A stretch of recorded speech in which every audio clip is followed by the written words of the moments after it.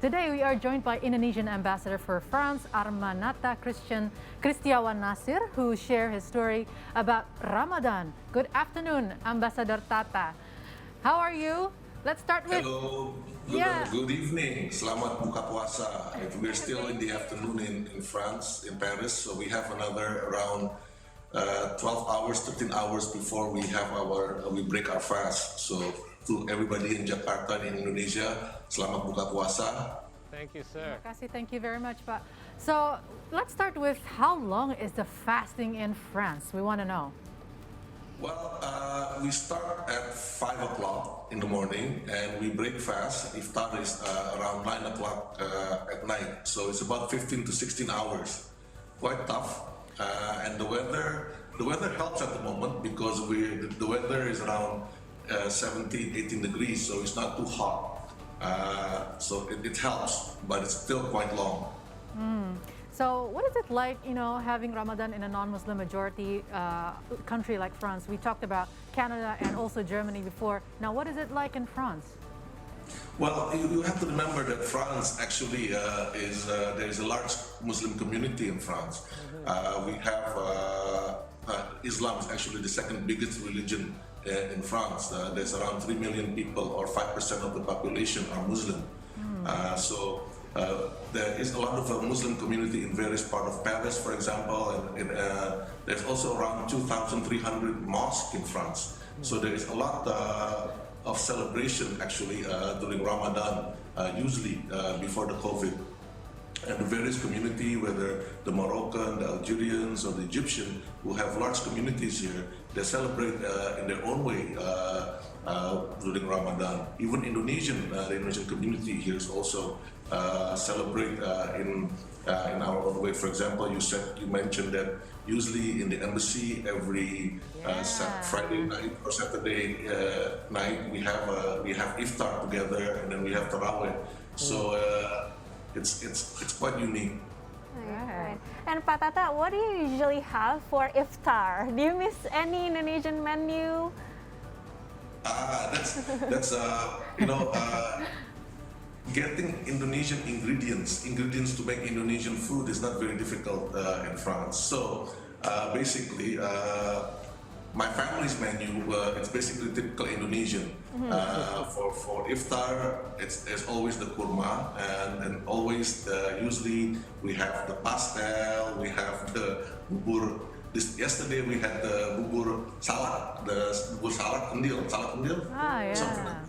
But for me, I usually have my regular salad and fruits. Wow, that's too healthy. Very healthy for Iftar. What about the locals there? What do they usually have for Iftar? Well, it depends on the community, where the communities are. For example, if you have the Algerian community, they have their own customary food, and the Moroccan also have their own customary food. If you come from Turkey, you have the baklava and all that. Those are the typical food that they have from their own countries. Right now, Pak Tata, Paul here.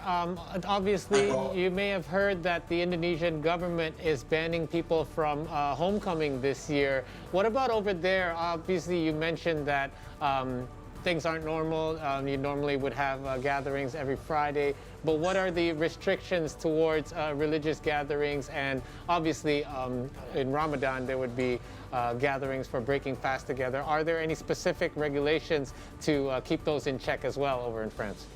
Yes, because currently we are on our third confinement, our third lockdown since April 3rd. We've been on lockdown for the whole country. And the government has stated that there should be no gathering, whether it is a family gathering inside or outside the house or the building. Right. So basically what the mosque, the Grand Mosque of Paris, which usually have regular iftar every day, now they have stopped that. But what they do is they still provide food for students. Oh, that's nice. So those students can come to the mosque and collect their food, and they take away, and they do iftar or break their fast in their own homes. And usually in the evening, the Grand Mosque have taraweh through online. So we can, the imam would pray in the mosque, and it would be shared to us online if you want to do the same in our own individual homes.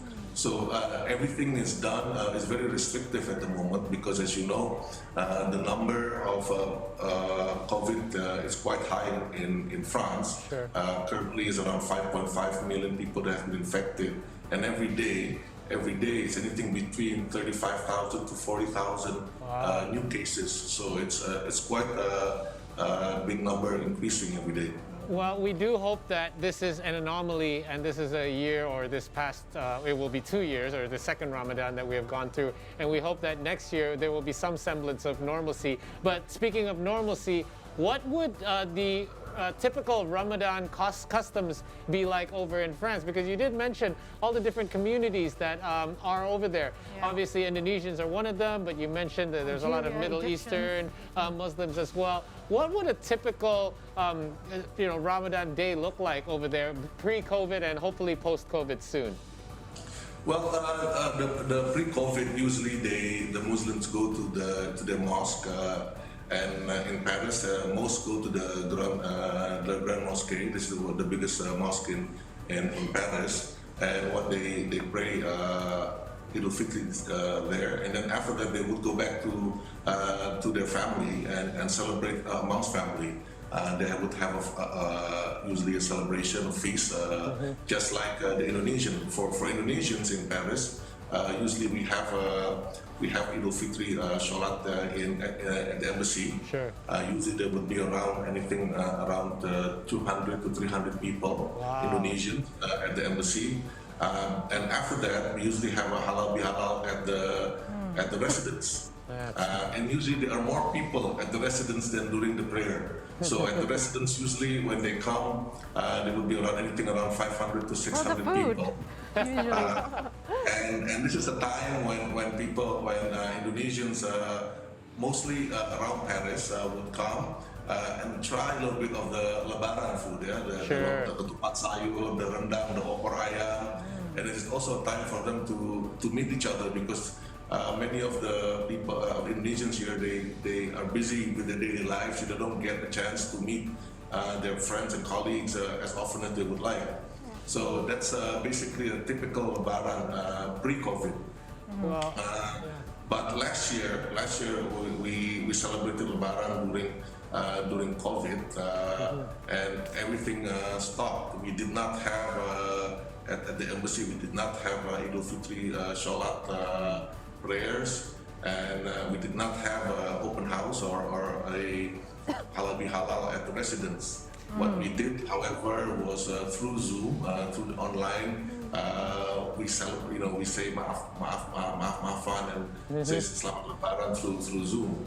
So that's all we could do. But it's at least that's something that we did. It's also good to touch base with all the Indonesians in around France. Well, pre-COVID certainly sounds like a lot of fun, so we hope that Yeah. post-COVID comes sooner than later. The vaccine rollout is happening, and we hope that this lockdown will certainly help to France to recover just like the rest of the countries as well. Thank you so much, Pak Arrmanatha Nasir, the Thank Ambassador you. Thank you, Mama. of Indonesia for France, Pandora, Monaco, and UNESCO. Thank you, Pa. Thank you, Pa. Enjoy the Thank rest you. of the Thank you. Ramadan. Have a great Thank fast. you.